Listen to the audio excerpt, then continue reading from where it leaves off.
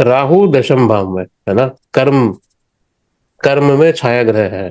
तो दशम भाव क्या है आपको पता है, आपका काम है, पेशा है ना, समाज में आपका नाम, वह कर्म जो सबको दिख रहा है, वो 10th हाउस।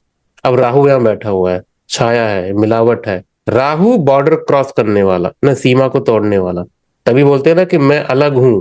ये जो एक जो थॉट प्रोसेस आता है हमारे अंदर ना, ये राहु लेके आता है। जो जिस भाव में राहु बैठता है ना, वहां के कर्मों में वो एक असाधारण टाइप की चीजें लेके आता है। अनकन्वेंशनल, ये राहु के लिए यूज होता है। तो जहां राहु जहां बैठेगा अनकन्वेंशनल चीजें करता है। और राहु दशम भाव में का मूल अर्थ क्या हुआ, कर्म में असामान्य मोड़ आएगा, है ना, अनकन्वेंशनल चीजें कर्म में करेगा। काम में, करियर में ना, विदेश, है ना, जो परंपरागत नहीं हो, है ना, अनकन्वेंशनल, सिस्टम से बाहर चलने वाला, समाज के सामने ना कुछ अलग करने वाली जिद।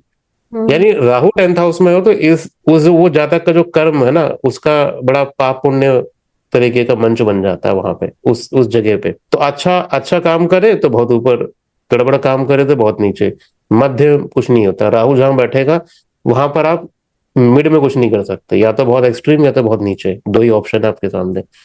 तो अब देखो कि विपत तारा का क्या यहाँ पर आ गया।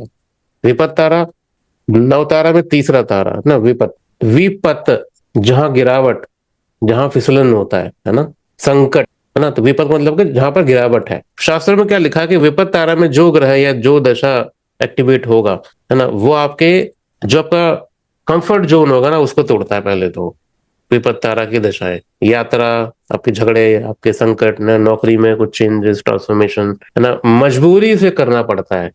विपत तारा का ये गुण है, मजबूरी में करना पड़ेगा आपको। अब आप सोचो कि राहु, है ना, जो पहले से अपने आप में अनकन्वेंशनल चीजें हैं ना, जो बाउंड्री क्रॉस करने को रेडी है, और विपत तारा जो अपने आप में संकट और जो मजबूरी इसमें बाहर निकलने के लिए जो रेडी है, जब ये दोनों मिल जाए तो वे कर्म स्थान में।